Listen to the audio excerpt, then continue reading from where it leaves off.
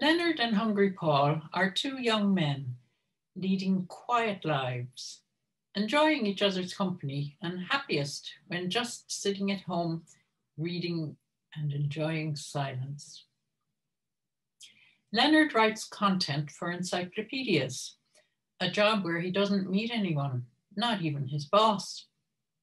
He has a curious and creative mind. In this excerpt, the two friends discuss the expanding universe, a perfect introduction to Linda Buckley's music, Exploding Stars. She shares with Leonard and Hungry Paul a fascination with the mysteries of space. So the discussion of expansion of the universe by Leonard and Hungry Paul is what triggered Jane O'Leary to select Exploding Stars by Linda Buckley, which we will hear performed by violinist Dara Morgan. And here Leonard considers the expansion and contraction of the universe and his day job as a ghostwriter of children's encyclopedias. One thing I could never quite get right in my encyclopedias, even after reading about it many times, is the expansion and contraction of the universe, Leonard confessed. I mean, I couldn't begin to understand the physics of it, but the idea that the universe is surrounded by something that is not the universe and which it expands into, or is it that the universe isn't expanding, but space is expanding? How do you explain that to children without leaving them with a million unanswered questions? Never mind the idea that it will snap back like an elastic into a small little pinhead again, which would terrify any sensible child. How can we just walk around leading normal lives when we know that that sort of thing is going on above our heads? We'd all be a little less precious about our lot if we truly appreciated that the whole thing was going to end up as some sort of tiny full stop eventually. I suppose you just have to trust the science, but it is blind faith really beyond a certain point, at least as far as I'm concerned. Hungry Paul's brow became corrugated. I find the whole expansion of the universe disheartening, to be honest. It's as though Mother Nature is trying to push everything away from everything else, hardly maternal. The universe might well be expanding, but it's expanding to get away from us, leaving us more alone and our world feeling smaller. The two friends then settled into one of those long pauses that characterized their comfort in each other's company. They could sit quietly for extended periods without the need to hurry back to whatever it was they were doing, allowing the silence to melt away in its own time.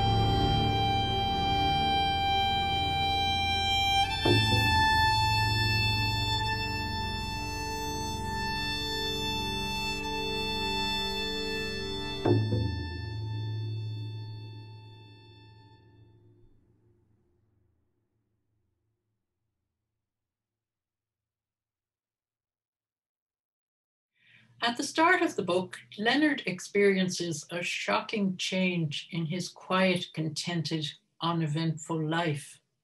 His mother, with whom he has always lived, dies suddenly and unexpectedly. He continues much as before, not yet coming to terms with his loss. Meeting Hungry Paul, doing his quiet work, even contemplating the possibility of romance with Shelley, which offers another potential change to his quiet life. Towards the end of the book, Leonard finally accepts that his mother is gone and comes to terms with his sad inner harmony.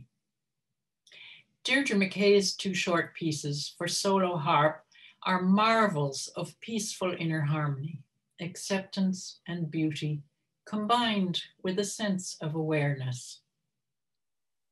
So Jane was prompted to select A Pale Yellow Sky by Deirdre McKay, which we will hear performed by harpist Cleona Doris. And she was prompted to select this by Leonard's remembering his mother who had passed away and the sad inner harmony and loneliness that left Leonard with.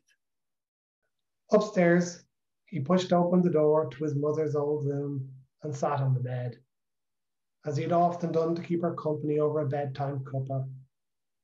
The room was tidy and unfussy. It had already lost the characteristic freshness she had always brought to it, as much by her personality as her scent. In its place was the generic smell of dust undisturbed. On the bedside table stood the photo of his father that she had kissed with her fingers each night before going to sleep. Leonard hadn't yet gone through her personal effects, but there would be plenty of time for all the organising and charity shop donations. She really was gone. There would be no more chats or shared little routines. The never againness of that thought played through him when chimed with the sad inner harmony he had awoken to. His loneliness now had a different quality to it.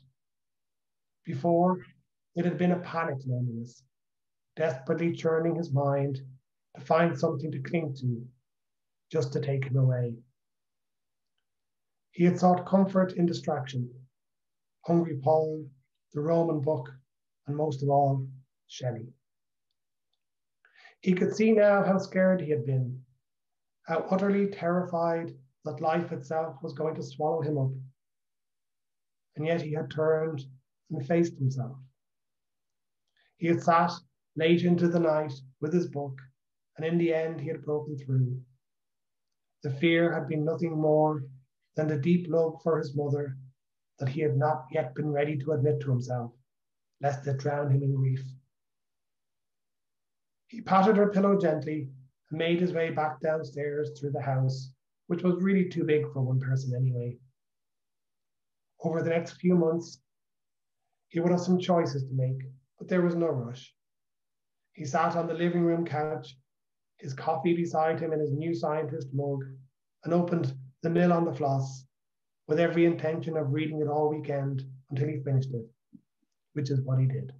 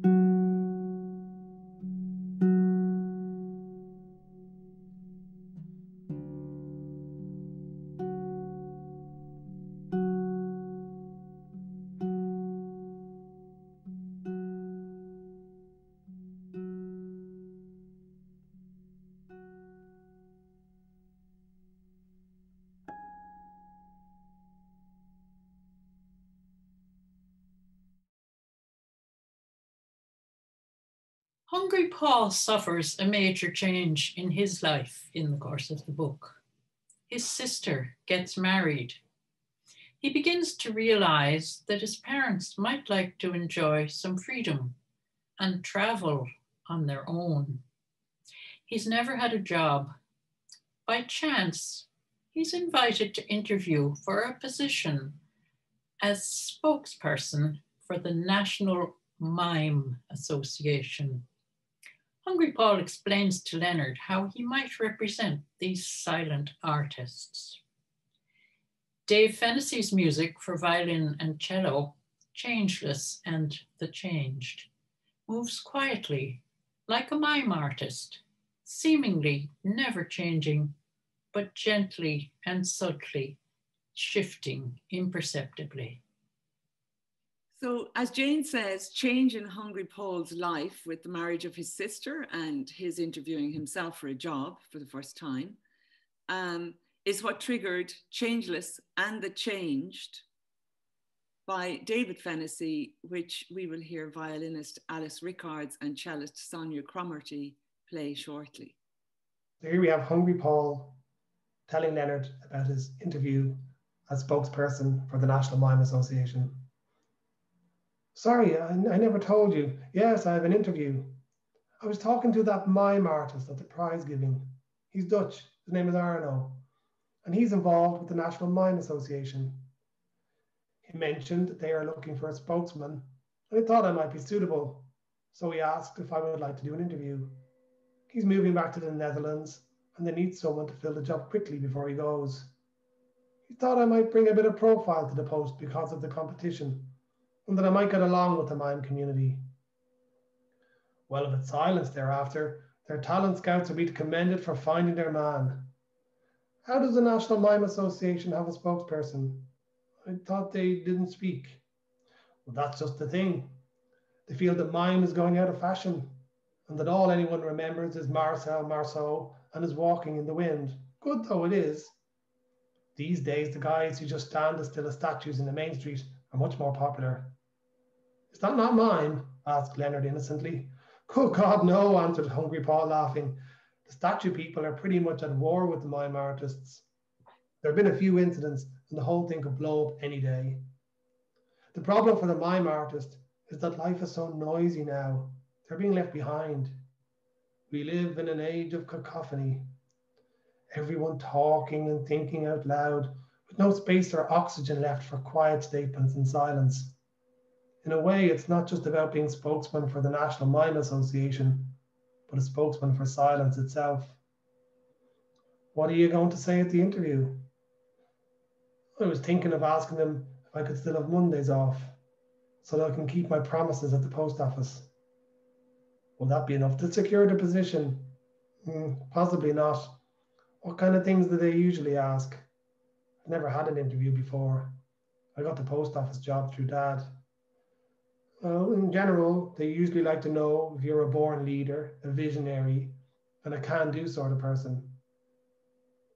Suppose there are probably lots of things I could do if I were to try them, but generally I don't try them. So maybe I'm more of a could-don't person. I guess it's a start. Don't overthink it. These mime artists probably prefer someone a bit, quiet. Indeed, pondered Hungry Paul. Indeed.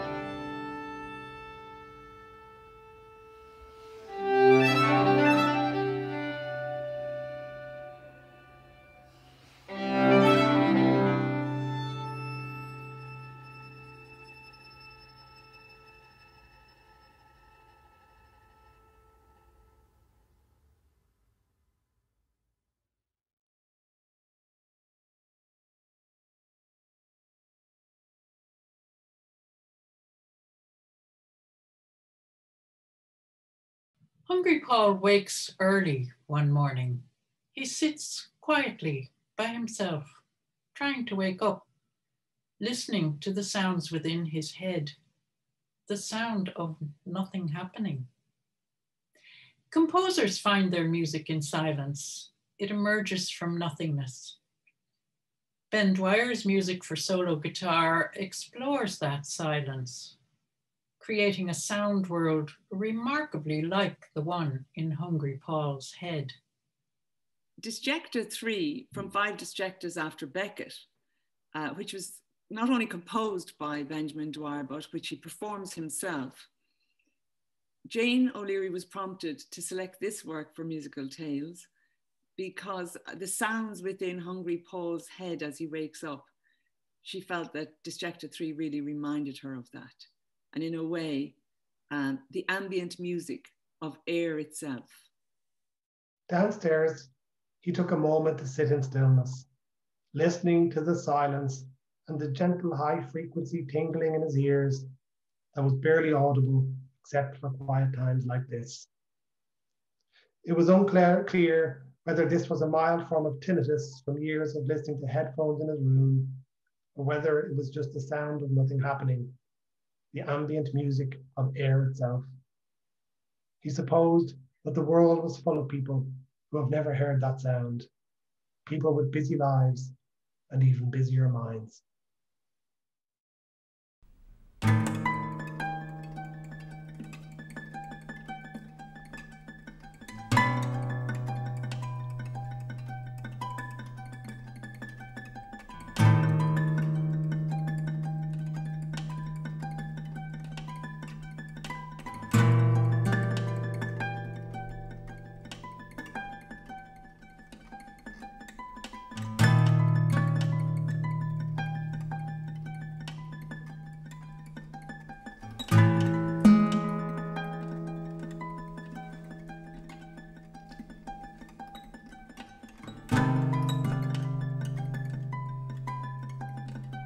What's on stage is all that really matters.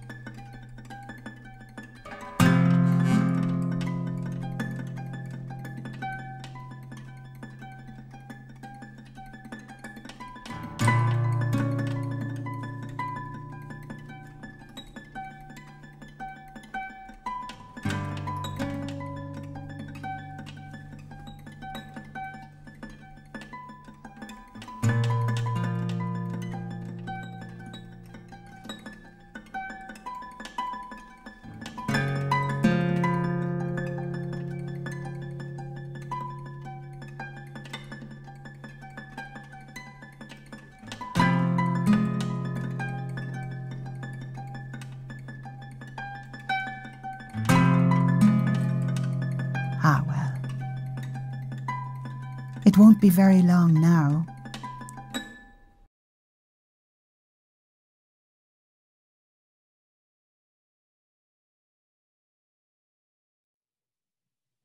Hungry Paul's mother, Helen, does volunteer work, visiting patients at the hospital to keep them company and chat if they're lonely. She insists on bringing Hungry Paul along, nudging him out of his quiet life. This could be a challenge for Hungry Paul. Helen soon finds her regular patient and they begin to chat aimlessly. This background of aimless talk back and forth, which Hungry Paul hears in the background, becomes music in Jonathan Nangle's Mandala. The voice of the clarinet is echoed and reflected, creating a conversation within itself. Mandala by Jonathan Nangle, which will be performed by clarinetist Deirdre O'Leary, sprang to mind for Jane O'Leary because of the point and counterpoint style of narrative between Helen and the patient she was visiting in hospital. And here we have Barbara, who is that patient, chatting to Helen, and Hungry Paul trying to figure it out. Hello again, Helen. How nice to see you, said Barbara. I'm afraid my scan wasn't clear, so we have to stay in for a few more tests. I hope it's nothing untoward, not that it gave you any clues. I'm bored silly with crosswords, so I'm glad to have someone to talk to. These two aren't up to much, she said, pointing with her thumb to the other patients. And with that, Helen and Barbara entered into what Peter called nattering, a seamless narrative of personal stories, asides, and value judgments, delivered in a counterpoint style, with each woman taking her turn on the mic with a seamlessness known only to middle-aged women and gangster rappers. Hungry Paul was left standing at the first bed with his coat on and his options limited. He tried to gain eye contact with the swearing woman in the first bed, but she just stared straight ahead. Do you mind if I take a seat, love?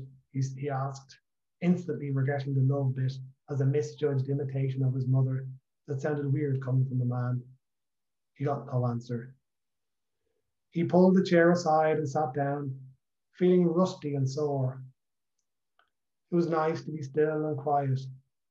His mother and Barbara provided a pattering background noise that was easy to zone out from, but otherwise the wards were quiet.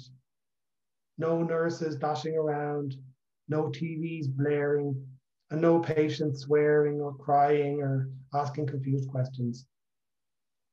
He sat there calmly, simply sharing the moment with the woman. Her chart showed that her name was Mrs. Hawthorne, Mrs. Olivia Hawthorne. Hungry Paul was good at this, just sitting, not fidgeting, not thinking particularly, and simply listening to the room. He never minded time. It neither dragged nor slipped away from him. He always felt in time, just here, just being around. There was a gentle breeze blowing through the room and a faint smell of today's dinner, which was gravy-like and indeterminate. He just sat there without small talk or prompts, nothing to get the relationship going, but no bum notes either.